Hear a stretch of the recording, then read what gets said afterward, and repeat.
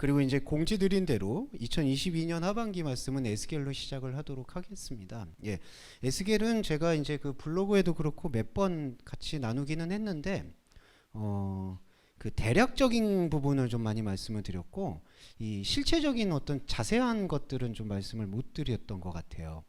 근데 이제 그게 나름대로 저한테는 조금 숙제이자 좀 두려움이자 죄송함이 겹쳐져 있는 게, 이유가 뭐냐 하면, 이제 이거를 조금 디테일하게 자세하게 보게 되면은 되게 이제 어렵게 느끼신다고 생각할 것 같은 제 우려 때문에 아마 그랬던 것 같아요. 그게 이제 숲을 보여드리고 숲을 나누는, 그러니까 이거는 원리적인 진실인데, 원리적인 진실을 설명을 드리는 거는 조금 수월한 편이 있어요. 그러니까 이제 교리 같은, 그러니까 개념 같은 거겠죠. 하나님과 다름을 이해해서 하나님과 하나를 경험한다든지, 그런 어떤 개념들을 말하는 게 이제 숲을 말하는 건데, 그 숲을 말하는 거는 우리가 공감을 이끌어내는 게 조금 유리한 면은 있어요. 그런데 사람은 숲만 볼 수는 없거든요. 말씀이라는 거는 결국에는 그 체질이 되어야 되기 때문에 그 나무를 이제 봐야 되고, 결국에 그 나무가 돼야 되는데, 그러려면은 이제 말씀을 솔직히 쪼개듯이 볼 수밖에 없어요. 특히 구약은 더 그렇습니다. 근데 그런 것들이 조금은 어떻게 생각하실까라는 두려움 때문에 말씀드리는 게 상당히 망설여졌던 게 사실인데, 그래도 언제까지 망설일 수는 없는 거고, 그래도 같이 한번 2022년 하반기는 한번 이렇게 말씀의 나무에 한번 이렇게 문을 열어보시면 또 다른 영적인 체질을 경험하시게 되지 않을까, 그런 기대 때문에 에스겔을 지난번엔 대략적으로 했지만 요번에는 좀 자세하게 하겠다는 말씀 드리겠고, 그 다음에 자세하게 하겠다는 것 중에는 이제 제가 좀 임의로 선정해서는 죄송하지만, 에스겔에서 특별히 이렇게 이 두 가지로 나누어져요. 구약의 큰 선지서는 대략의 역사적 이야기가 있고 힘을 줘서 하는 이야기가 있어요. 그러니까 이제 하나님 말씀은 다 하나님 말씀인데, 어떤 게 있냐면은 하나는 스토리, 즉 이야기로 이렇게 설명이 돼야 될 부분이 있고, 또 한 부분, 어떤 부분들은 이게 직접적으로 하나님께서 이거를 내적 대화라고 하는데 직접적으로 대화를 나누듯이 하는 경우가 있어요. 그래서 에스겔에도 이제 아주 이게 분량이 방대한데 전체 모든 이야기가 대화하듯이 되는 건 아니고요. 이야기를 풀듯이 구성되어 있는 부분이 있어서, 이번에는 이야기를 푸는 부분은 제가 그냥 스토리로 설명을 드리고, 자세하게 내적 대화를 하는 부분을 이제 이른바 히브리어의 말씀의 원리에 입각해서 조금 자세하게 설명을 드리도록 하는 그러한 그 진행을 제가 한번 해보도록 하겠습니다. 그래서 이제 오늘 보실 부분이 에스겔서 1장 1절에서 5절 부분이에요. 그래서 이 부분을 오늘도 그렇고 다음 주도 아마 조금 더 자세하게 이렇게 캐듯이 보는 것을 지향하게 되지 않을까라고 설명을 드릴 수 있겠습니다. 자, 그리고 이제 시작을 하기 전에 왜 에스겔이냐라는 부분을 잠깐 설명을 드리고 이제 들어가 보도록 할게요. 에스겔에서는 가장 중요한 두 가지 개념이 있는데, 이 두 가지 개념에서 주목하셔야 되는 거는 바로 이 멸망에 대한 키워드입니다. 멸망. 예, 이스라엘의 멸망. 예레미야나 이사야 같은 경우는 에스겔하고 비교해 봤을 때 약간의 타협하는 게 있어요. 그러니까 타협이라는 건 어떻게 설명드릴 수 있냐 하면, 이사야서 같은 경우는 하나님 왕국에 대한 이야기를 많이 해요. 그래서 이 땅에 하나님 나라가 잘 이루어질 것이다, 희망을 갖고 기다려달라, 약간 이런 뉘앙스의 표현들이 이사야서에는 많이 묻어나요. 그러니까 우리가 비록 포로 생활을 하고, 이때 당시가 이스라엘이 포로 생활을 하고 있으니까 포로 생활을 하고 힘든데 우리들이 정신을 바짝 차리고 하나님을 잘 섬기면 하나님 나라와 왕국을 회복시켜 주실 것이다 라는 뉘앙스의 메시지가 이사야서에서 많이 등장해요. 물론 영적인 의미는 그런 뜻도 아니지만, 또 하나 예레미야는요, 어떤 의미에서 좀 회개를 강조해요.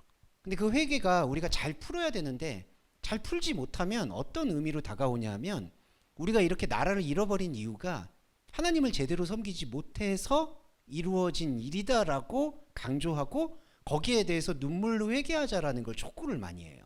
그래서 예레미야하고 예레미야 애가가 그렇게 좀 속된 표현으로 징징거리는 거예요. 그러니까 하나님, 우리가 잘못했습니다. 근데 잘못한 거 알겠는데 이 고통 너무 고통스럽지 않습니까? 좀 구제해 주세요. 이게 예레미야 애가의 표면적인 메시지예요. 사실 그것도 영적 메시지로 들어가면 그건 아니지만, 그래서 제가 타협적이라고 좀 말씀을 드렸던 건 예레미야와 이사야서는 다 이렇게 봐요.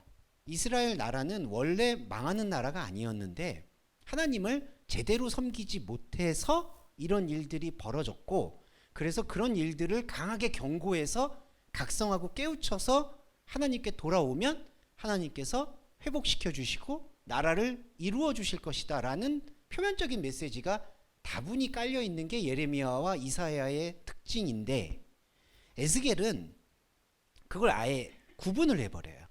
멸망은 처음부터 있었어야 된다라고 얘기하는 게 에스겔서의 메시지의 핵심이라고 보셔야 돼요.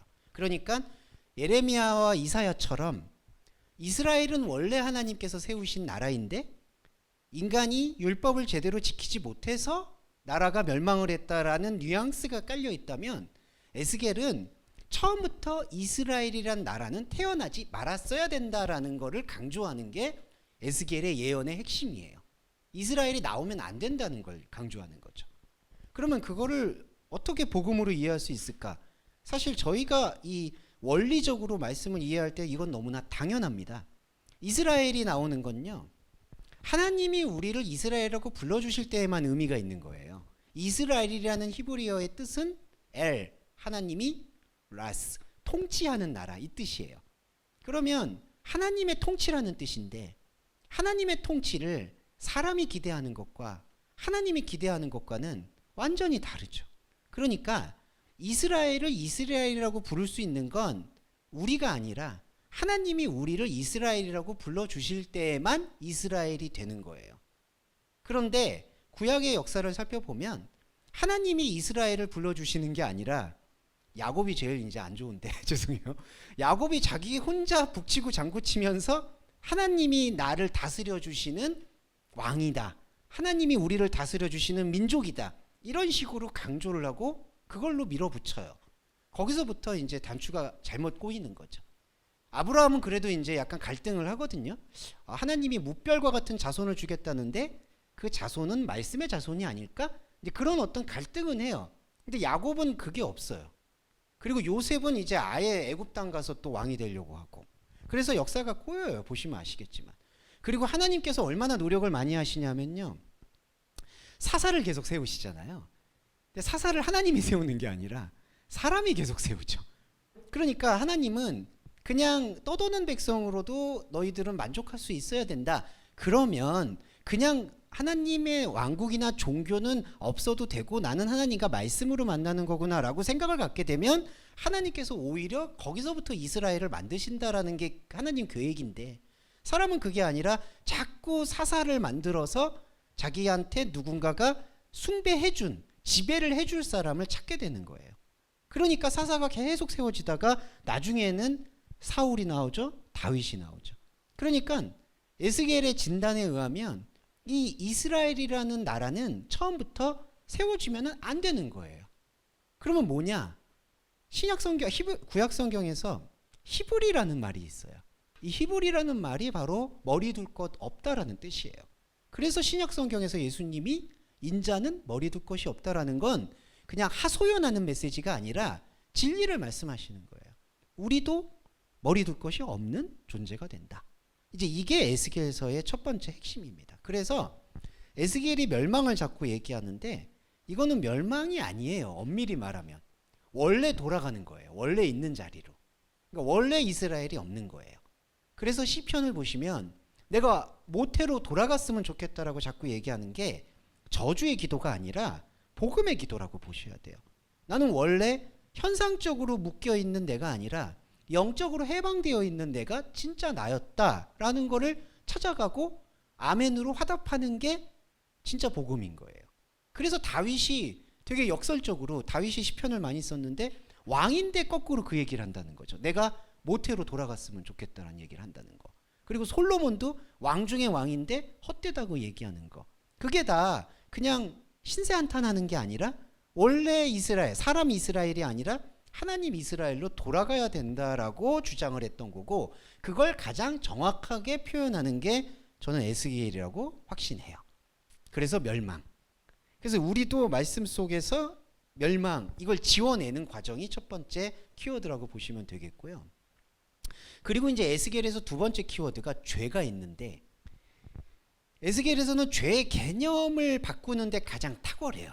그러니까 죄의 개념을 바꾼다는 게, 저희도 이제 말씀 나눌 때 중요하게 말씀을 드렸지만, 일단 성경에서는 자범죄 영역을 얘기하는 게 본질이 아닙니다. 자범죄라는 게 이제 뭐냐면은 우리가 사는 과정 속에서 짓는 죄를 말하는 거죠.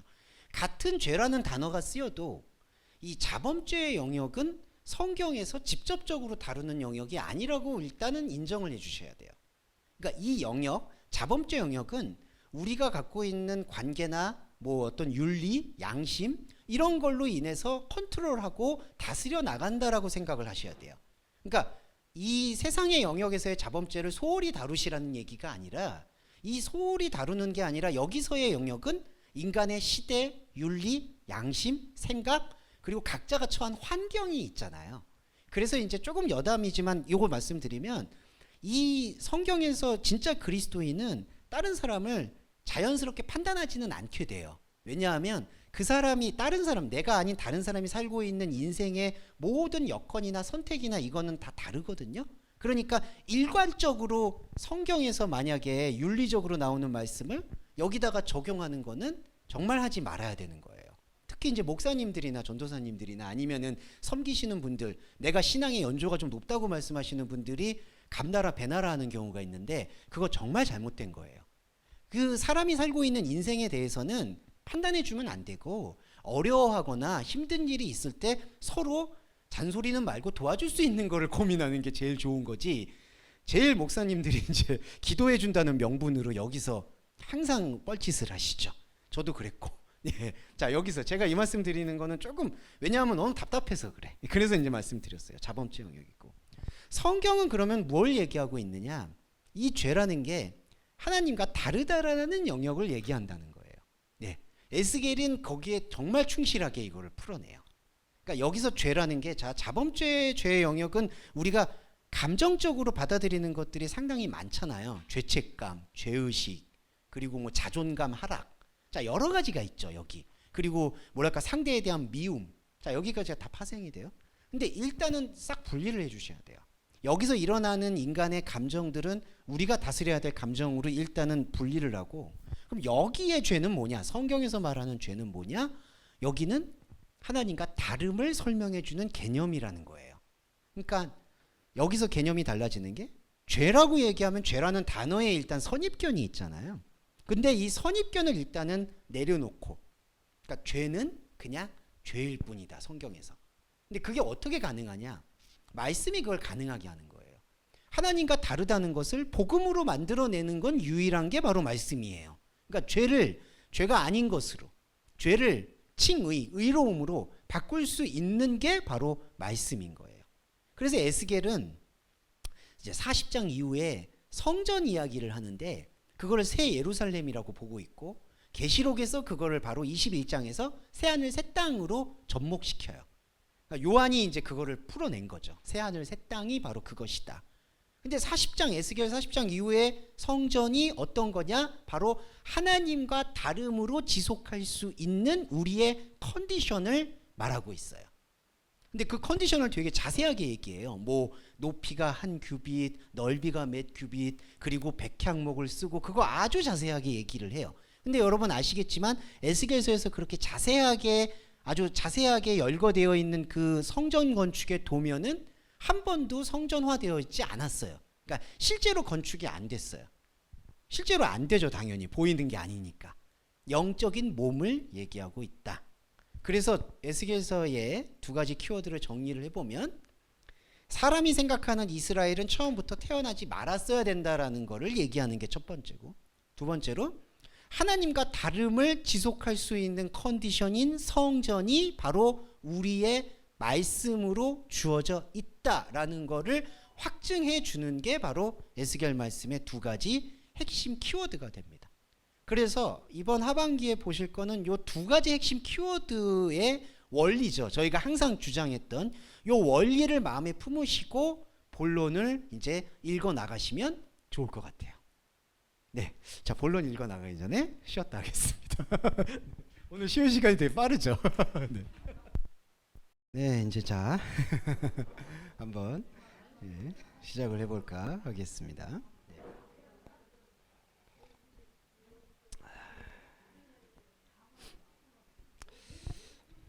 네, 네, 집사님 복귀해 주세요. 네. 우리 내 생물을 이제 보시기 위해서. 아까 우리 박은 집사님이 이제 우리 사랑하는 반려견을 4마리 키우고 계시는데 오늘 공교롭게 이 1.5절에 이제 내 생물이 나와가지고 네, 예, 오늘 말씀 들으시고 돌아가시면 새롭게 보일 거다 이 말씀 드렸습니다. 5생물 맞아. 우리 집사님까지 포함해서. 네, 네, 자. 이제 한번 시작을 좀 해보도록 하겠습니다. 제가 아까 말씀드렸듯이 이제 스토리로 보는 부분이 있고요. 그 다음에 이제 우리가 이제 파자라고 해서 이 히브리어 알파벳을 풀어내고 이런 리듬을 조금 이게 추려내는 이제 그런 핵심되는 말씀들이 있어서 오늘은 1장 1절하고 5절 부분을 조금 살펴보도록 하겠습니다. 자, 시작이 이렇게 해요. 1절에 30년 4월 5일에 이거는 중요하진 않습니다. 이것도 중요하게 보시는 분들이 있지만 이거는 이제 크로노스적 시간 개념을 말하고 있기 때문에 크게 중요하진 않고요. 그발 강가도 중요하진 않습니다. 어떤 장소가 이렇게 특정되는 것은 영적 비전에 있어서 그렇게 중요한 개념은 아니라고 저는 생각해요. 그러면은 여기서 에스겔서에서 핵심되는 게 이제 1절에 뭐가 등장하느냐? 사로잡힌 자라는 게 있습니다. 사로잡힌 자 안에 있다라고 표현이 되어 있는데 이 사로잡힌다라는 게 히브리어로 골라라는 뜻이에요. 저희가 이제 제가 다음 주에는 요 히브리어 원문도 단체 카톡이나 아니면은 요 유인물로 이렇게 조금 출력을 해서 보여드리도록 할게요. 사로잡힌 자라는 게 이 골라라는 개념인데 이 골라라는 개념이 이 망명이나 떠돈다라는 개념이 있습니다.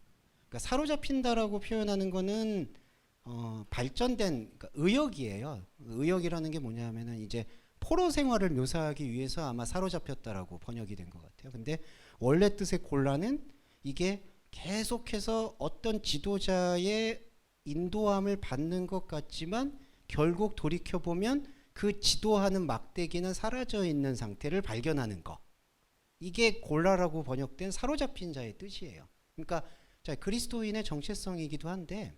계속해서 내가 누군가의 인도함을 받아서 움직이는 것 같은데 돌이켜보면 계속 움직이는 건 남아있는데 그 지도자가 없는 거예요.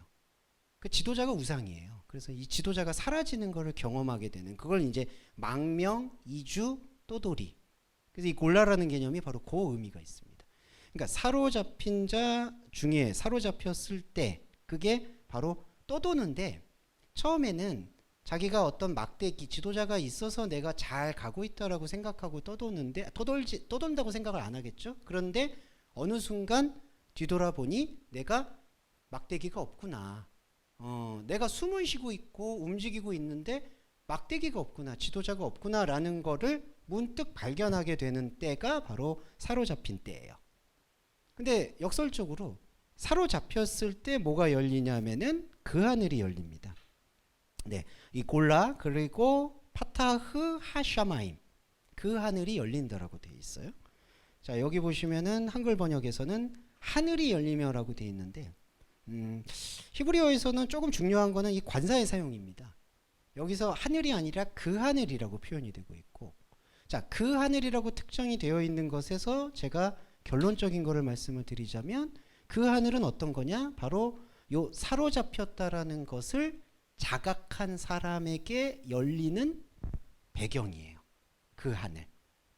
이 그 하늘은 사실은 결론적으로 또 그리스도이기도 합니다.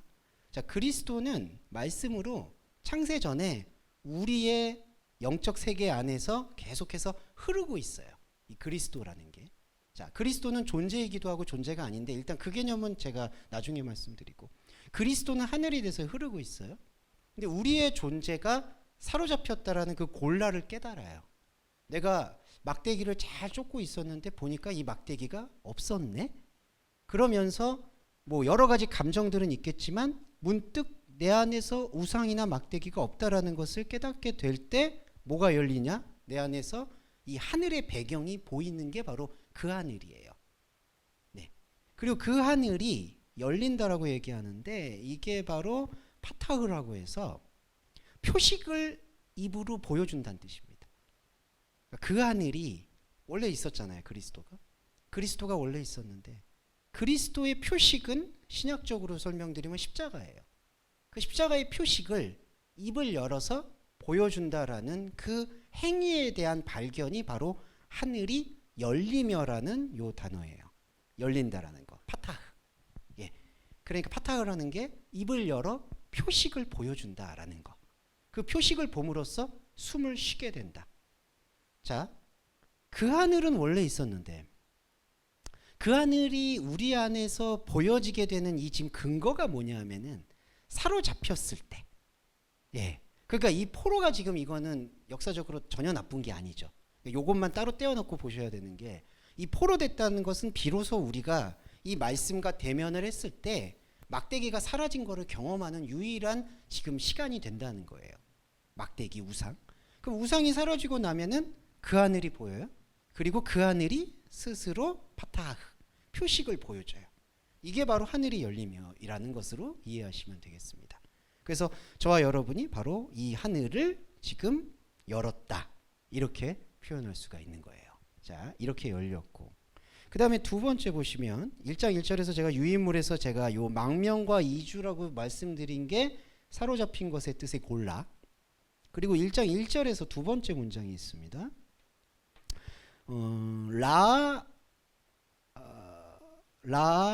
마르아 엘로힘이네요. 마르아 엘로힘. 이게 이제 어떻게 풀리냐면은 여기 제 세 번째 보시면 하나님의 이상.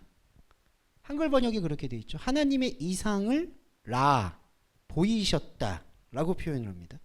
자, 근데 하나님의 이상이라고 설명을 드릴 때 이 이상이 무슨 뜻이 있냐면은 이 마르아라는 의미인데 이 마르아가 윤곽이나 형체를 얘기해요. 그런데 자, 하나님이 등장했을 때 마르아가 형체가 나오죠. 근데 여러분 잘 아시겠지만 이상한 게 하나님이 형체가 없잖아요. 근데 여기서 하나님의 이상이라고 표현하거든요. 그러니까 이게 번역은 이렇게 이해를 하죠. 하나님이 보여주시는 환상을 이렇게 번역을 하는데 그게 아니고 하나님이 형체로 나타났다라는 뜻을 얘기하는 거예요. 하나님의 형상이 내게 나타났으니. 근데 하나님은 형상이 없어요. 그럼 이 형상은 뭘 얘기하느냐? 이게 바로 우리가 보고 있는 보이는 것과 보이지 않는 것의 접점이라고 보셔야 돼요. 이런 게 약간 어려운데 좀 설명을 드릴게요. 그러니까 우리가 옛날에 그 집합을 배울 때 집합인가요? 교집합 같은 거 있죠. 네, 원이 두 개가 있는데 두 개가 따로 있는 게 아니라 겹쳐 있는 거. 그러니까 이 마르아 엘로힘이라는 거는 엘로힘이라는 이 하나님의 보이지 않는 것이 우리가 보고 느껴지는 혼적인 자아에게로 접점을 만들어내는 게 바로 마르아 엘로힘의 실체라고 볼 수가 있어요. 자, 그러면 하나님의 형체를 내가 본다는 거는 뭐냐? 이거는 접점의 연장선상이라고 보셔야 돼요. 접점의 연장선상. 그러면은 이 라는 뭐냐? 보이는 것과 보이지 않는 것을 같이 보는 상태. 그래서 이거를 따르게 얘기하면은 앞서 본다라고 표현합니다. 1장 1절에 제가 여기 지금 선견 앞서 본다라고 표현을 드렸는데 앞서는 뭐냐 하면은 우리의 시간 속에서 하나님의 시간의 것을 같이 본다라는 뜻. 그래서 이거를 동시성이라고 표현하는데 다른 말이 제가 생각나지 않아서 이렇게 말씀드린 거 양해해 주시고요. 동시성. 내가 가지고 있는 것, 시간과 하나님의 시간이 동시에 보이는 것. 그게 바로 보인다. 하나님의 형상이. 이렇게 보시면 되겠습니다.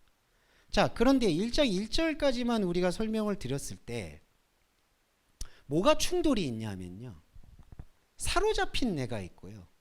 사로잡히지 않는 내가 있다는 게 항상 이 말씀은 두 개가 같이 움직인다고 보셔야 돼요. 자, 사로잡힌 자 안에서 하늘이 열리고 하나님의 이상이 보이잖아요. 사로잡힌 자 안에서. 그럼 저와 여러분 안에도 사로잡혔다라는 그 골라의 경험이 있지만, 이 말씀의 경험이 있지만 말씀의 경험이 없는 나도 있는 거죠. 그러면 말씀의 경험이 있는 나와 경험이 없는 내가 충돌할 수밖에 없어요. 자, 이게 이미 1장 1절에 암시가 됐다고 보셔야 돼요. 하나님의 이상이 내 안에서 보이지만 보이는 하나님의 마르아 형체와 그리고 하나님의 이상과 하나님의 형체와 관심이 없는 내가 서로 충돌하는 것. 이 말씀을 보는 그 순간부터 그 전쟁은 시작된다고 보셔야 돼요. 1장 1절을 우리가 열잖아요. 하늘이 열리잖아요. 내 안에서 하나님의 영적 자아는 기뻐하겠지만 영적 자아와 아무 접점을 가질 필요를 못 느낀 나는 거기에 대해서 대대적인 반발작용을 일으킨다. 그거를 우리가 각오해야 되는 게 바로 우리 혼적 자아의 의무라는 거예요. 그러니까 예배자의 의무라는 거는 그 동시적으로 나타나는 충돌을 감당할 수 있어야 된다라고 내 안에서 계속해서 그거를 의지적으로 주입을 시켜 주셔야 돼요. 그러니까 말씀을 볼 때 1절을 볼 때에는 지금 하늘 차원의 말씀이 나왔잖아요. 사로잡히고 하나님의 윤곽의 접점이 내 안에서 보이고. 자, 이렇게만 입력을 하면은 상당히 편한데 그것만이 아니에요. 이게 우리 안에서 일어나는 영적인 흐름이고 그 영적인 흐름과 또 다르게 하나님의 이상과 상관없는 것에 붙들려 있는 곧 아까는 사로잡힌 거는 망명을 했는데 지금 망명이야 말씀을 보니까 망명했잖아요, 내가. 근데 말씀과 상관없는 막대기를 쫓고 있는 수많은 나들은 그 망명을 하지 않을 거라는 거죠. 이 전쟁이에요. 그래서 신약 성경에서는 그거를 사도 바울이 영적 전쟁이라고 얘기하는 거예요. 그리고 우리도 에스겔이에요. 그래서 이런 영적 전쟁으로 계속 돌파해 나가는 거를 1장 1절에서 이미 암시하고 있다라고 보시면 되겠고요. 2절에 보면 여호와긴 왕에 사로잡힌 지 5년 그달 5일이다. 자, 여기서 골라 사로잡혔다는 건요 의미가 달라집니다. 무슨 뜻이냐면 1장 1절에서 사로잡힌 거는 진짜 망명 그 자체예요. 길을 잃어버린 거. 근데 2절에서는 자, 뒤에 뭐가 나오냐면은 말레크 여호와긴 왕에 사로잡힌 거. 그러면 이때는 이 단어는 여호와긴 왕을 수식할 수밖에 없기 때문에 이거는 실제로 역사적으로 포로되어 있는 역사 시간을 얘기하는 거예요. 여호와긴 왕에 사로잡힌 지 5년 그달 5일이다. 그러면 2절은 부속 구절이라고 봐야 되거든요. 그러니까 1절에 그냥 붙어있는 구절인데 왜 2절을 강조할까? 이게 사람들이 오해를 할까봐 저는 집어넣은 거라고 봐요. 무슨 뜻이냐? 실제로 역사적으로 나는 살고 있는 사람이다라는 걸 강조하는 게 2절 메시지예요. 그러니까 에스겔이라는 존재가 아예 인간의 시간 속에서 없는 사람이었냐? 그게 아니다. 진짜 존재한다. 그거를 강조하는 거고 우리도 2절을 또 자각을 해줘야 돼요. 자, 1절에서는 영적 자아가 하늘을 열었잖아요. 그리스도를 봤잖아요.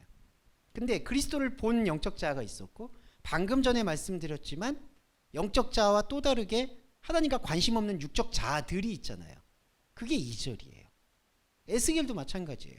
에스겔이 영적으로 깨달았지만 에스겔의 여러 가지 상황들 속에서 아내도 죽었죠. 가족도 날아갔죠. 모두 날아가죠. 지금 그런 역사적인 일들, 내가 살고 있는 삶의 조건들이 있잖아요. 그게 2절이에요. 여호와긴 왕에 사로잡힌 지 5년 그달 5일. 그러니까 이거는 에스겔만 그런 게 아니라 우리도 똑같다는 거예요. 네. 1절과 2절이 1절을 영적 자아로 본다면 2절은 육적 자아예요. 이게 동시에 있어요. 자, 이게 2절까지의 말씀이고 3절에 갈대아 땅 그발 강가에서 여호와의 말씀이 부시의 아들 제사장 등장합니다.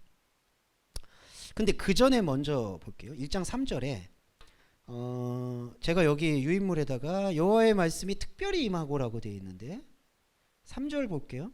여기도 등장합니다. 한글 번역에 부시의 아들 제사장 나 에스겔에게 특별히 임하고라고 되어 있는데 여기서 히브리어 원문은 하야 나바르 여호와, 하야라는 동사가 2번 강조가 돼요. 그러니까 특별히 임하고라는 게 의역이고요. 하야라는 그냥 있다. 이거 에고에임이라고 이제 히브리어 헬라어로 말하면 에고에임이 그냥 있다. 여호와의 말씀이 그냥 있다라는 거를 그냥 있다라는 동사를 2번 강조해요. 자, 히브리어에서 하야라는 이 그냥 있다라는 동사를 2번 강조하는 거는 좀 표현이 죄송합니다만 존재의 이중성을 말합니다. 두 번 강조. 그러니까 무슨 뜻이냐면은 쉽게 말씀드리면 보이는 내가 있지만 보이지 않는 내가 진짜 나다라는 것을 강조하는 법이에요. 그래서 그거를 신약 성경에서는 예수님이 아멘 아멘이라는 걸로 받아요. 진실로 진실로 말한다. 그러니까 여기서도 특별히 임한다라고 번역한 거는 잘못된 번역입니다. 왜냐하면 이거는 에스겔에게만 뭔가 하나님의 이상이 특별히 임했다라고 볼 수 있기 때문에 이 번역은 아니고요. 모든 존재에게 여호와의 나바르 말씀이 보이지 않는 것을 일깨워 준다. 그게 바로 하야 하야 나바르 엘로힘이에요. 그다음에 지금 엘로힘이 뭘로 바뀌냐? 죄송합니다. 하야 하야 나바르 여호와. 그러면 뭘로 바뀌었냐면은 1장 1절에서는 엘로힘이 나왔죠. 근데 1장 3절에서는 여호와로 바뀌어요. 자, 이게 이제 왜 바뀌냐면요. 엘로힘의 이상이었잖아요. 자, 엘로힘은요. 기본적으로 너머에 있는 존재라는 뜻이 강해요. 그러니까 그냥 우리가 혼적으로 느낄 수 없고 만질 수 없지만 뭔가 영원한 게 있고 죽은 다음에 뭐가 있을 것 같고, 자, 이런 걸 이른바 종교심이라고 하거든요. 그 종교심이 나타내는 모든 개념은 엘로힘이에요. 그러니까 엘로힘은요, 여러분, 사실 여호와가 신약으로 말하면 그리스도거든요. 여호와 그리스도를 관통하지 않으면 이 엘로힘은 그냥 우상이에요.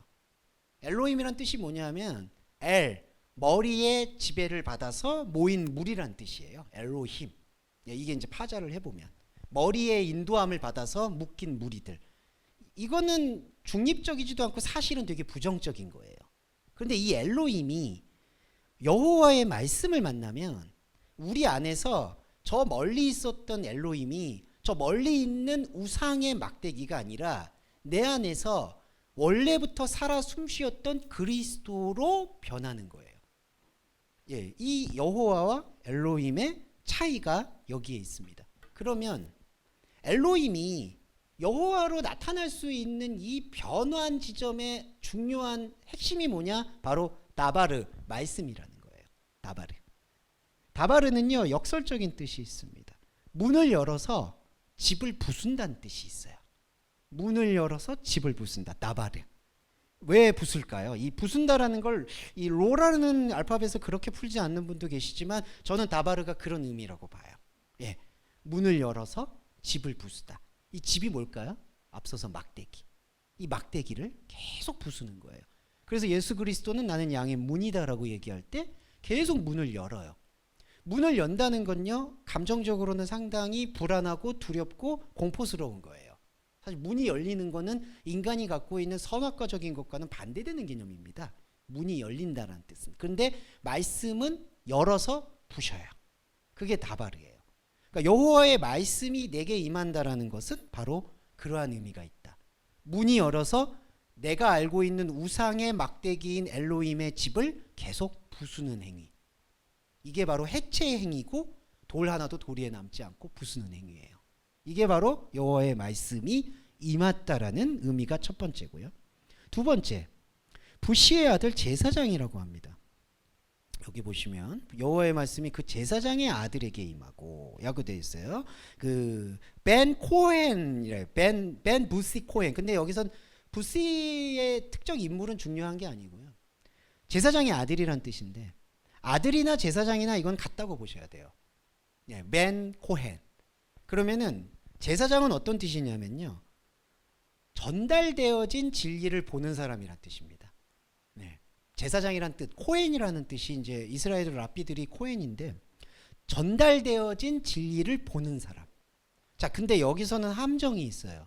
이 제사장이란 뜻에는 이 카프라고 해서 이게 전달되었다. 그러니까 선별해서 보여준다라는 뜻이 있거든요. 하나님의 뜻을 선별해서 보여준다는 뜻인데 진짜 본질적으로 선별은 진리로 인해서 보이는 게 사라지고 보이지 않는 게 들어오는 게 선별인데 이 제사장의 맹점, 약점이 뭐냐 하면 내가 보고 싶어 하는 걸 선별을 한다는 뜻이에요. 선별을 해서 보는 거. 그리고 본다라는 건 또 가르치는 거. 이게 제사장 아들이에요. 그래서 여기 보시면 내가 부시의 아들 제사장 에스겔에게 임했다라고 해서 역사적인 걸 강조하는 게 아니라 제사장의 아들에게 임했다라는 건 뭐냐 하면 지금까지 선별해서 보고 있는 나에게 여호와의 나바르가 부수면서, 그러니까 이게 완전히 침투하는 거죠. 내가 지금까지 선별해서, 이 숟가락이에요. 숟가락을 이렇게 떠서 먹고 싶은 거, 보고 싶은 거 이렇게 하는 게 코헨 제사장이거든요. 근데 여호와의 말씀이 벼락같이 임해서 문을 확 열어 젖혀서 이걸 부수는 거예요. 그러면 선별되어진 것 안에는 뭐가 담기냐면은 엘로힘이 담겨 있고, 부순 것 안에는 여호와가 담겨 있어요. 근데 여호와라는 뜻도 깊이 들어가 보면은 아무것도 아닌 존재예요. 이 여호와라는 존재가 스스로 있다라는 뜻이거든요.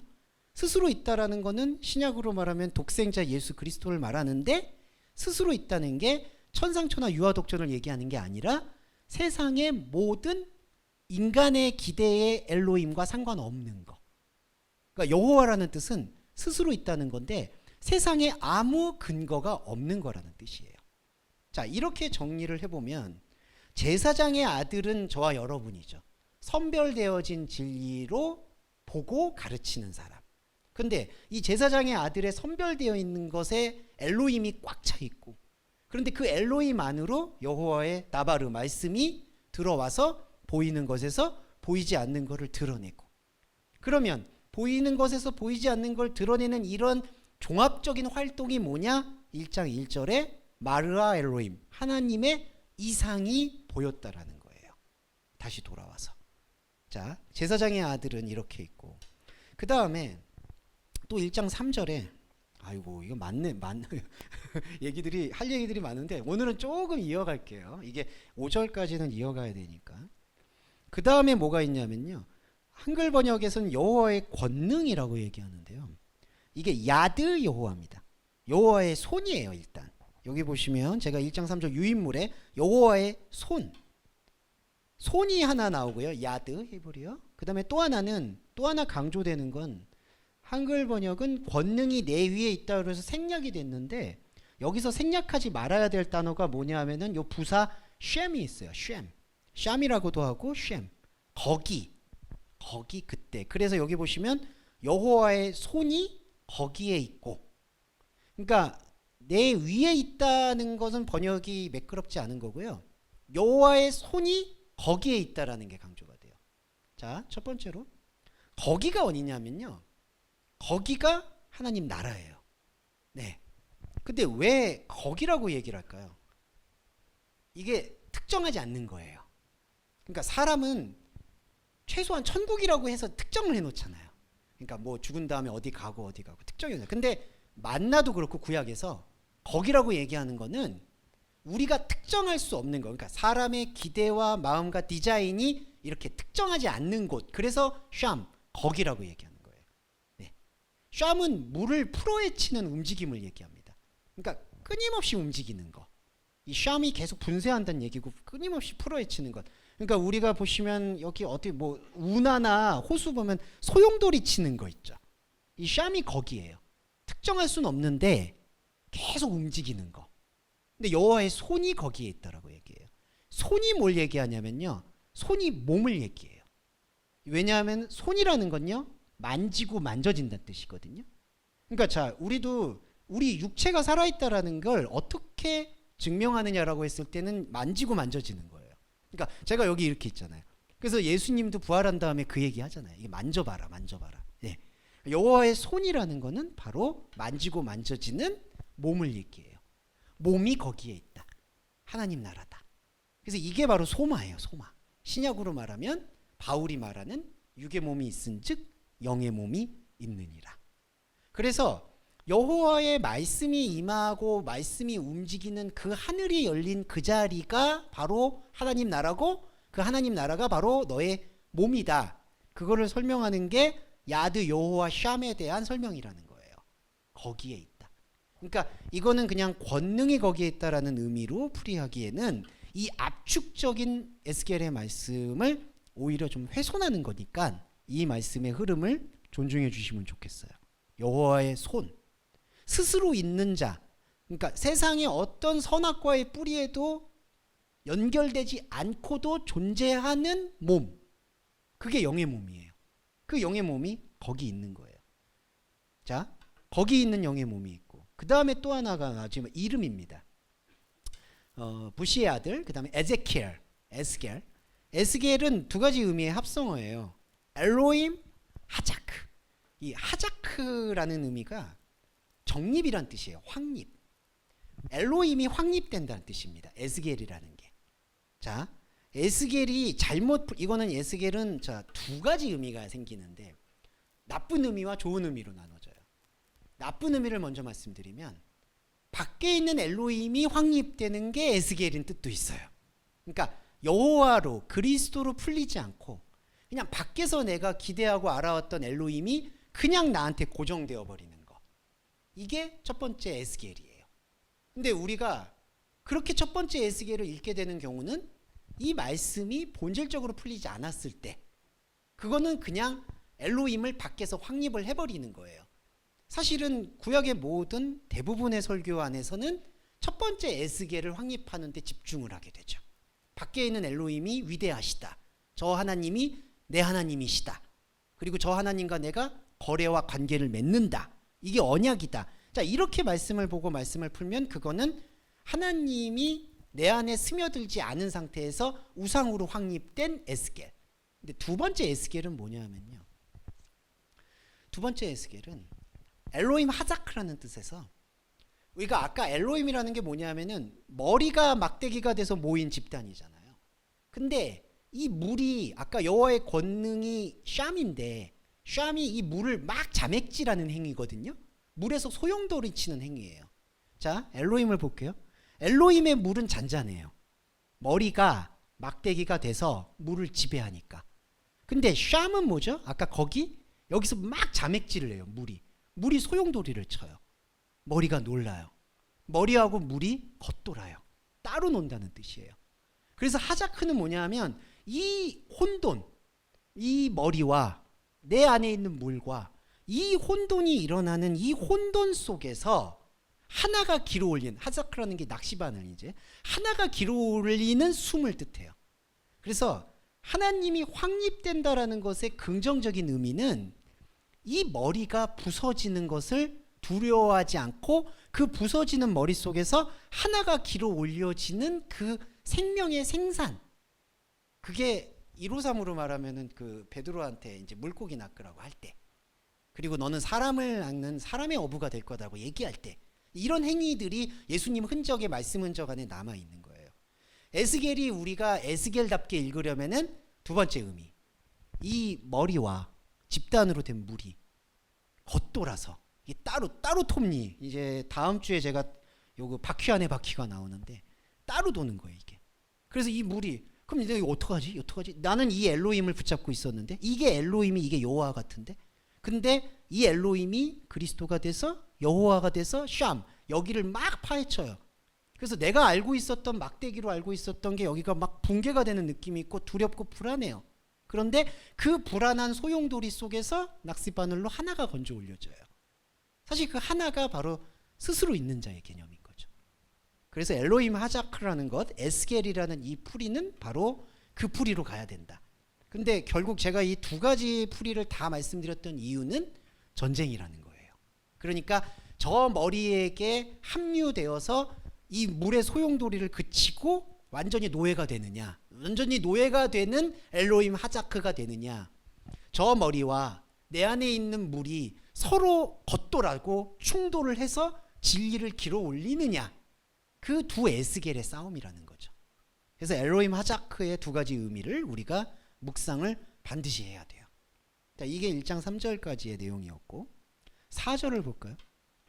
내가 보니 이제 이렇게 됩니다. 자, 본다라는 건 아까 제가 말씀을 드렸는데 여호와의 하나님의 이상이 라, 보이잖아요. 근데 이제 이 본다라는 게 이때 라가 1인칭이 쓰였어요. 그래서 이걸 좀 설명을 드리고 싶은데, 자, 에스겔과 저는 동일 인물입니다. 내가 봐요. 자, 보죠? 그럼 뭘 보냐? 하나님의 보이지 않는 걸 보죠? 하나님의 보이지 않는 거는 또 나를 보겠죠. 자, 처음에 이 순환 관계예요. 자, 저와 여러분은 육적인 자아로 말씀을 봤어요. 말씀은 또 나를 봐요. 본다는 건 서로 본다는 거니까. 근데 자, 육적인 자아가 보이지 않는 영적인 걸 봤어요? 영적인 게 나를 봐요? 그럼 나를 볼 때 영적인 것은 어떻게 될까요? 나를 영적인 걸로 봐주는 거예요. 그러니까 내가 본다는 것 안에서 이 라라는 단어 안에 이게 이 영적 변화라는 게 이게 회개라는 건데, 자, 저희는 지금 처음 시작할 때 육의 눈이죠. 육의 눈으로 영을 본 거예요. 그리고 이제 영이 나의 육의 눈을 육의 눈으로 봐주지 않고 영으로 이걸 가름해 준다고 하죠. 그래서 이걸 신약의 의미가 칭의예요. 죄를 죄로 정하지 않는다.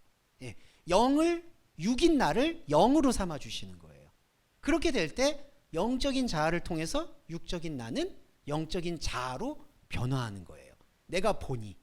그러니까 지금 저와 여러분이 보고 있는 거는 육적인 눈으로 영적인 걸 봤고, 근데 영적인 자아가 영적인 하나님이 나한테 육적인 것이 아니라 너는 영적인 것이다라고 보여주고, 요 상관성, 요 순환, 그게 내가 본다라는 거죠.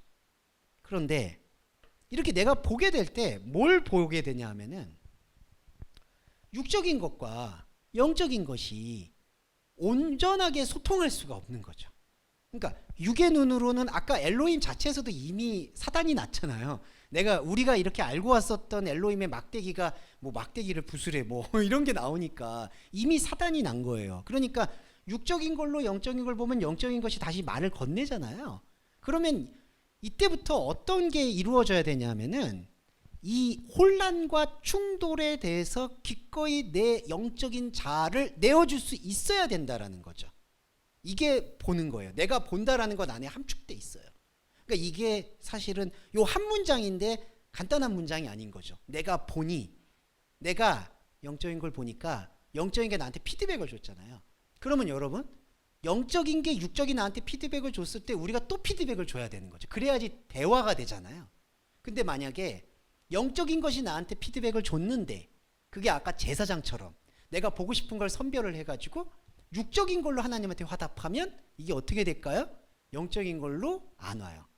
하나님은 종일 구원의 손을 펼치듯이 계속 영적인 걸로 공급을 하시겠죠. 성경 66권은 공급을 그렇게 하지만 우리가 만약에 피드백을 할 때 마치 거의 동상이몽처럼 영적인 것이 들어왔는데 육적인 것만 내면은 서로 길이 달라지는 거죠. 평행선을 걷게 됩니다. 그게 바로 내가 본다라는 것 안에 우리가 깨달아야 되는 지점이라는 거예요. 자, 평행선을 걷게끔 만들어주는 요소가 뭐가 있냐면요, 요거입니다. 큰 구름과 폭풍이 북방에서부터 나타난다. 1장 4절에 먼저 북방에서부터 나온다. 이거 먼저 말씀드릴게요. 이 북방이라는 게 차폰이라는 건데 이게 어두운 거라는 뜻이에요. 그리고 숨겨졌다는 뜻이에요. 차폰, 차판. 이 숨겨졌다라는 것은 의도적으로 인간이 감추고 싶어하는 본능이에요. 의도적으로. 근데 거기서부터 기로 올려진다라는 게 북방에서부터 온다라는 거예요. 이 온다라는 그 모라는 단어는 보아라는 건데 이거는 움직임을 뜻합니다. 그래서 한글 번역에 보면 내가 보니, 자, 보니 라 북방으로부터 어두운 것, 감춰진 것으로부터. 여러분 신약 성경에서 알레데이아 진리가 뭐냐 하면 감춰진 것을 드러낸다는 뜻이에요. 이 북방으로부터라는 이 의미는 바로 어두운 것, 감추고 싶은 것, 말하고 싶지 않은 것, 거기서부터 기로 올린다는 거예요. 자, 이 어두운 것으로부터 기로 올리게 될 때 나타나는 현상이 뭐냐 하면은 바로 이겁니다. 두 가지가 나와요. 루아흐, 샤르, 큰 폭풍이고요. 또 하나 아난 가돌, 큰 구름. 자, 두 가지가 있는데 이게 뭐냐 하면은 루아흐는 폭풍이라고 번역이 됐는데 먼저 이거를 제가 풀이해서 말씀드리면 흔들리는 영이라는 뜻이에요. 영에 관한 어둠으로부터 오고, 제가 여기 1장 4절 유인물에 차원이 다른 덮음, 흔들리는 영 먼저 말씀드릴게요. 루아흐, 그 다음에 샤하르. 자, 영이 흔들릴까요? 영은 흔들림이 없어요, 솔직히. 근데 영이 흔들린다라는 얘기는 뭐냐면, 자, 내 안에서 이게 의학적으로 말하면 뭐죠? 이게 이 약학 반응? 그러니까 약을 투입했을 때 약의 효과가 일어나는 거 있죠. 예, 그런 어떤 명현 현상이라고 해야 되나? 예, 그래서 흔들리는 영이라는 건 루아흐, 영이 내 안에서 움직이기 시작한다라는 걸 얘기하는 거예요. 그러니까 저와 여러분 안에도 영은 원래 있는데 영의 원래 있음이 우리 안에서 영으로 체감될 수 있도록 움직이게 되는 게 바로 폭풍으로 번역된 흔들리는 영이라는 거예요.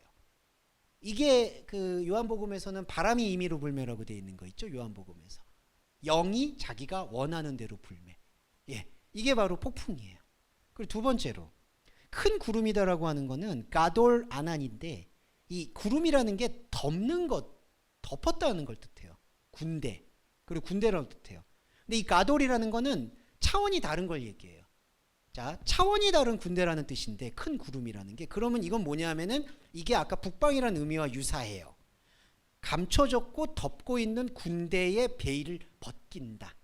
큰 구름과 폭풍. 그래서 차원이 다른 덮음과 흔들리는 영이 바로 내가 잠잠하게 있었던, 잠자고 있었던 생명의 숨을 쉬게 하는 행위다라는 뜻이에요.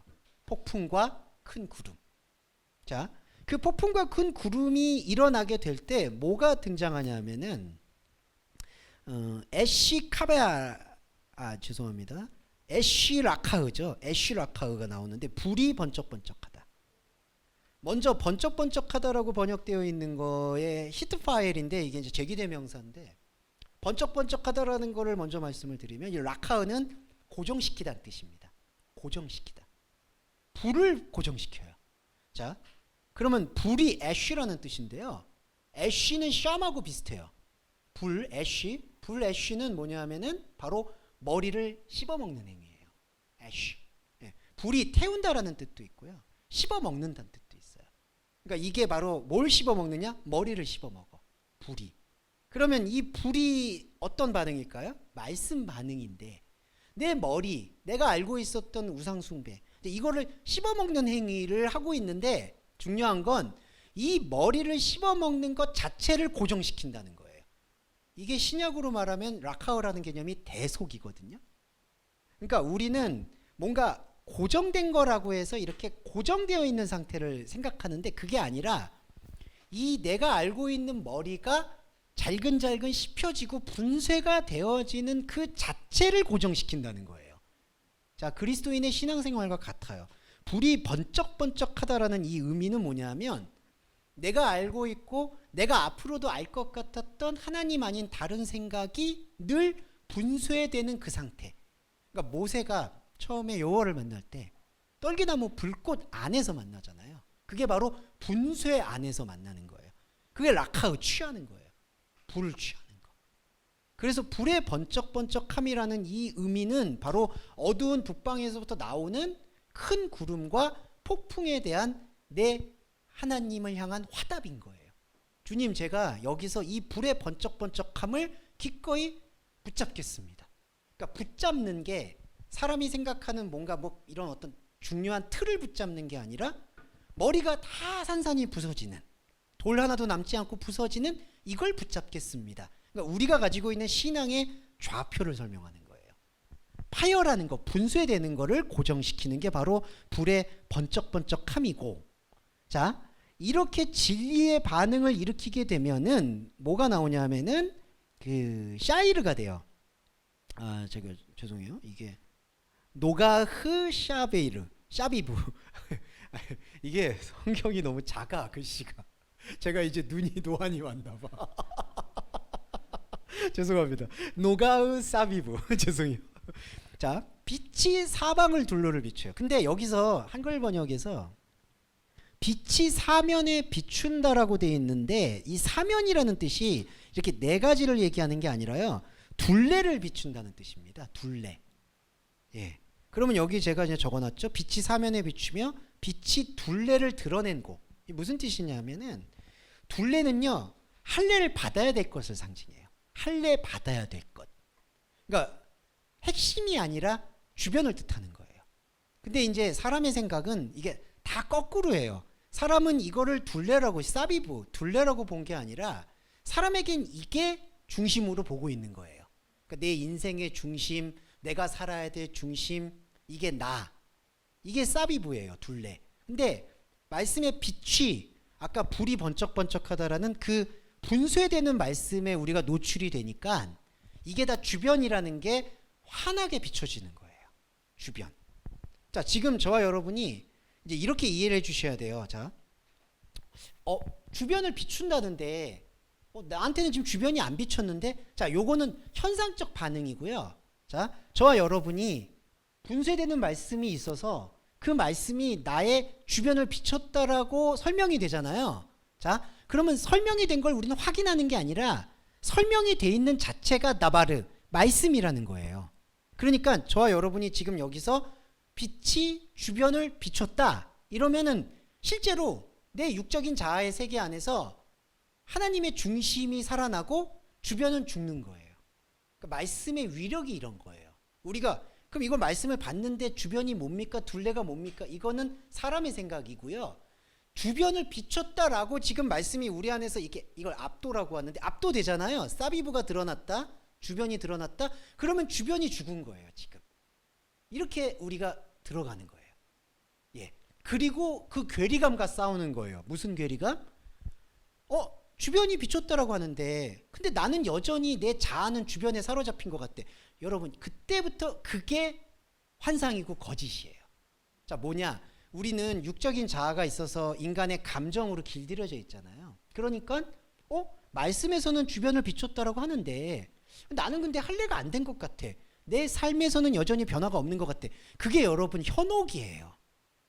삶의 변화는 아까도 제가 정확히 말씀드렸죠. 그럼 삶의 변화는 삶에서 하시는 일이에요. 삶에서 양심이 꺼리끼는 일이 있으면 반성하고, 그리고 기쁜 일 있으면 기뻐하고 슬퍼하고, 이거는 여러분이 다스리는 거예요. 거기에 현혹되시면 안 돼요. 이게 바로 열매의 현혹이거든요. 하나님의 말씀으로 주변을 비춰줬고 뭐 할례를 시켰다고 하는데 내 삶에는 변화가 없네, 열매가 안 나왔네, 그거를 끊어내셔야 돼요. 그게 현혹 중에 현혹이에요. 네, 여러분, 보이는 세계에다가 그거 아무리 한다고 해서요, 그렇게 따지면 랍비들이 다 천국 갔죠. 그리고 승려들이 열반에 이르렀죠. 정말 그들 말대로라면. 말도 안 됩니다. 보이는 세계는요, 그냥 우리가 말씀을 볼 수 있는 환경으로 만들어 나갈 수 있게 여러분 각자 컨트롤 하시는 거예요. 절대로 거기 열매가 없는 거예요. 그래서 제가 왜 이 주변을 비추는 걸 말씀을 드렸냐면은 늘 주석이 그렇게 나와요.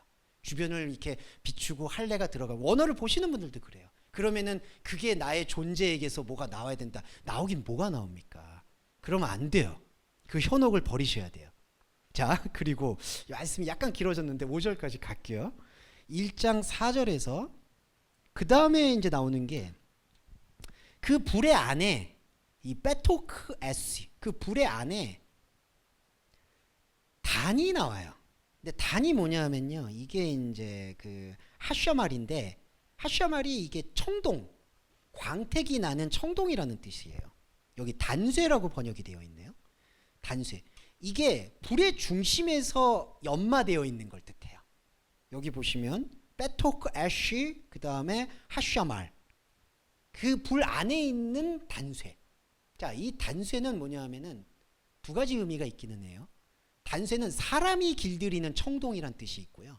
그러니까 사람의 의지와 뜻으로 막 대장장이처럼 두드려서 만든 열매가 있고, 이 불 안에서, 이 분쇄되는, 머리가 분쇄되는 소용돌이 안에서 드러나는 정미한 것을 뜻해요.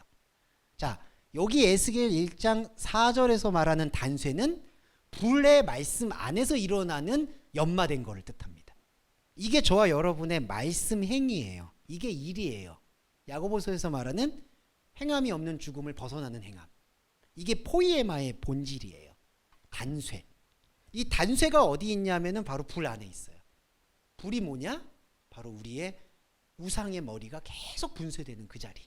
말씀이 들어오고 말씀에 대해서 피드백을 최소한 하고 있는 내 자리. 이 영적 자리예요. 아까 샴이에요, 샴. 그러면 이 샴 안에 바로 불의 중심에 연마되는 것이 있어요. 이게 바로 구약 성경에서 정금같이 나온다라고 얘기하는. 예. 그러니까 근데 이게 아주 한 끗 차인데 불의 밖에서도 단쇠가 있어요. 그러니까 불의 밖. 그러니까 머리는 분쇄하지 않고 머리에 엘로힘을 그대로 붙잡은 채 끊임없이 나를 이렇게 학대하는 거죠. 학대입니다. 솔직히 말씀드리면. 그런 종교 행위. 그래서 거기서 막 두들겨요. 대장장이처럼. 그게 일시의 유익은 있어도, 그렇죠, 바울이 얘기했죠. 약간의 유익이 있어도 전혀 울리는 꽹과리에 불과하다. 계속 밖에서만 치는 거예요. 그래서 그 단수하고 이 단수의 차이점을 묵상하실 필요가 있다. 불 안에 단수가 있다. 자, 이렇게 나타나고 1장 5절로 들어가서 오늘 시간이 조금 경과됐지만 요거만 5분 정도 말씀드릴게요. 왜냐하면 이게 한 단락이니까 한 통으로 묵상을 하셔야 될 필요가 있어서. 자, 5절의 한글 번역에서 그 속에 나오는데 또 페토크예요. 자, 이 페토크라는 요 단어만 1장 4절에서부터 몇 번을 쓰냐면 상당히 많이 사용이 돼요. 페토크 그 안에, 페토크 그 안에, 페토크 그 안에. 그래서 1장 5절에서는 또 그 안에.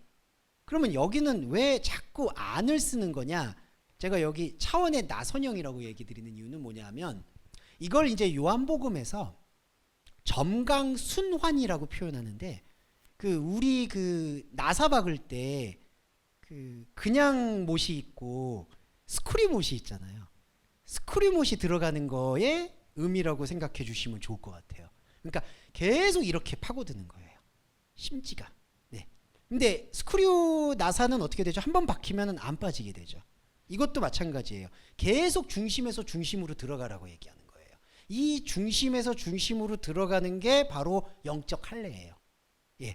왜냐하면 계속 들어가죠. 이게 소용돌이 치면서 들어가는 거예요. 소용돌이 치면서 들어가게 될 때 나타나는 현상은 주변의 모든 동요를 잠재우는 효과가 있어요. 아까 영이 흔들렸잖아요. 영이 흔들리게 되면은 처음에는 엄청 많이 흔들리겠죠. 왜냐하면은 내 외면 자아가 나의 어떤 우주를 형성하고 있으니까 이게 한번 스크류 돼서 흔들리기 시작하면은 처음엔 엄청나겠죠. 근데 태풍의 눈처럼 계속해서 이 흔들림 속에서 내가 들어가잖아요. 그러면은 어느 순간 에녹처럼 흔들림은 나한테 안 보이고 나한테 실감이 안 되고 이 깊이 들어간 그 페토크 중심만 보이는 거예요. 예. 그 속이라는 이 1장 5절에가 바로 그거를 미래적으로 종합적으로 설명하는 거예요. 그 속에서. 그래서 1장 5절에 이 그 속이라는 거는 잠정적인 결론이에요. 우리가 영적인 것에 들어가게 됐을 때 나타나는 잠정적인 현상은 외부에서의 소용돌이는 여전히 있지만 더 이상 외부에 있는 소용돌이가 나한테 유효하지 않은 상태. 자, 말씀에 뿌리를 내리는 사람이 현상에서도 변화한다는 건 여기에 있어요. 현상은 변하지 않았죠. 현상은 계속 요동치죠.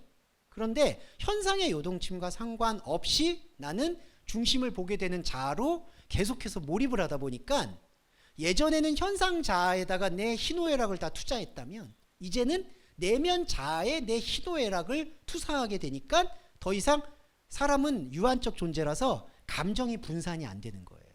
예전에 외부에서 느꼈던 기쁨, 슬픔, 뭔가 희열, 그리고 성취감, 자기 만족감, 자존감 이런 게 있었다면 이제는 내면 자아를 보면서 그런 내 느꼈던 희노애락들을 이 내면 자아에다 투사를 하는 거예요. 그런데 문제는 이렇게 투사를 외면 자아에서 내면 자아로 이거를 바꿀 때 무감각해서 이게 힘들어. 무슨 뜻이냐? 외면 자아는요 마치 조미료를 쓰는 것처럼 기쁨, 슬픔, 뭐 극복, 성취감 이런 게 피드백이 바로바로 오거든요. 근데 내면 자아는요 아까도 여호와를 말씀드렸을 때 머리도 없죠, 막대기도 없죠, 뭐도 없죠. 그러니까 내가 지금까지 길들여왔던 그 기쁨, 슬픔, 뭐 이런 감정들이 어디 써먹을 데가 없는 것처럼 보이는 거예요. 네. 그러니까 별로 안 기뻐. 여러분 솔직히 말씀봐도 별로 안 기쁘시잖아요. 저도 이렇게 얘기하면 안 되는데 저도 아주 가끔 섬광처럼 짜릿해 이런 건 있지만 대부분의 시간은 이게 지금 뭐 하는 건지, 내가 말씀을 보는 건지, 내가 하는 건지 이래요. 그건 왜 그러냐? 그것도 현혹이에요. 네.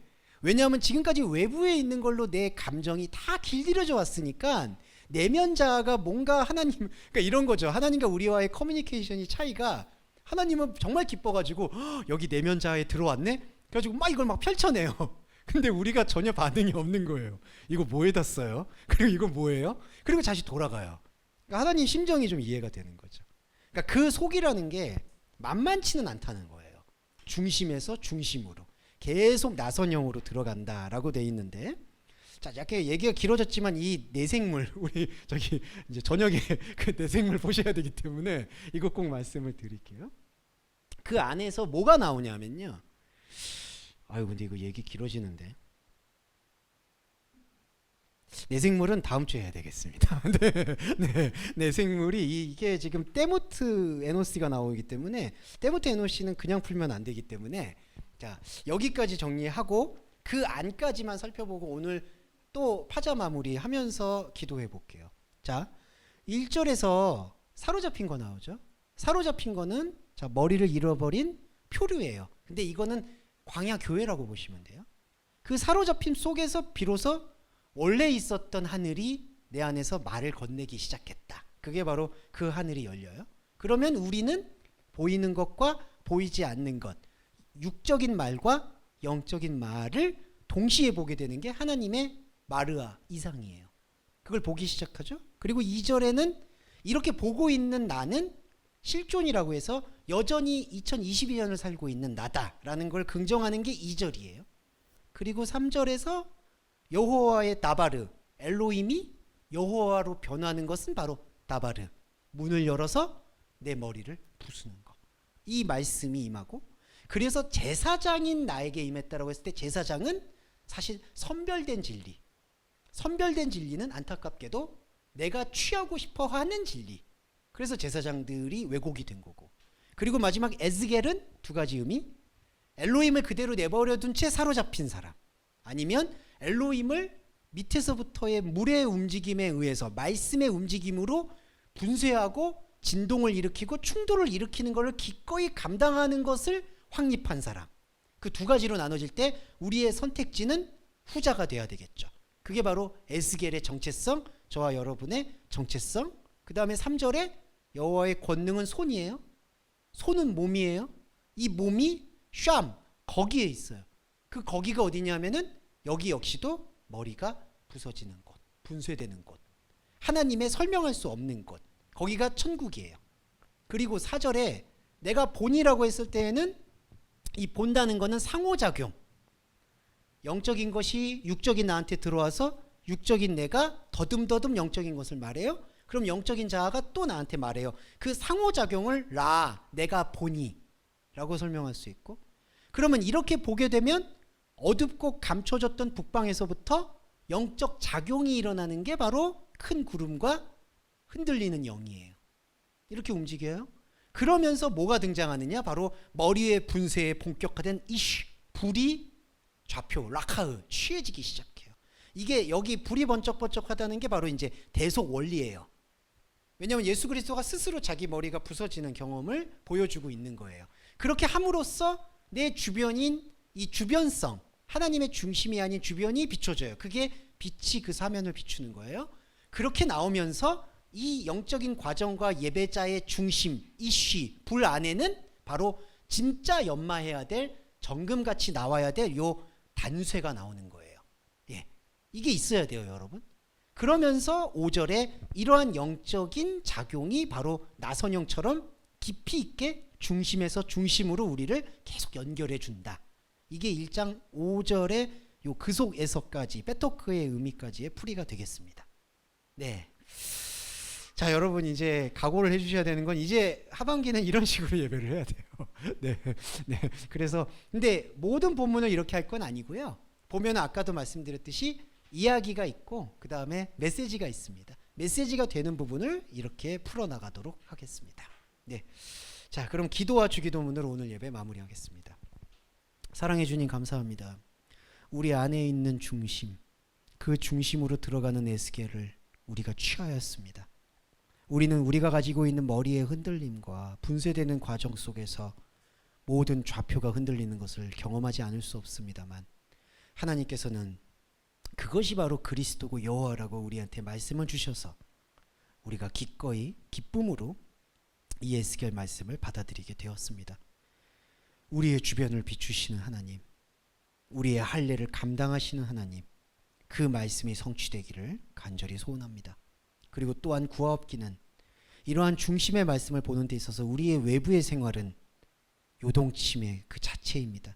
관계가 어렵고 건강이 힘들고 돈 벌기가 힘듭니다.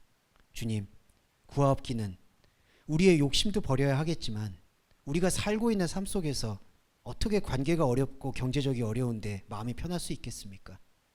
당신의 말씀의 종으로서, 당신의 말씀의 언약의 성취체로서 이러한 모든 주변의 환경들이 잠잠해질 수 있도록 배려해 주시고 그러한 소용돌이가 최소화될 수 있도록 배려해 주시기를 또한 간절히 소원합니다.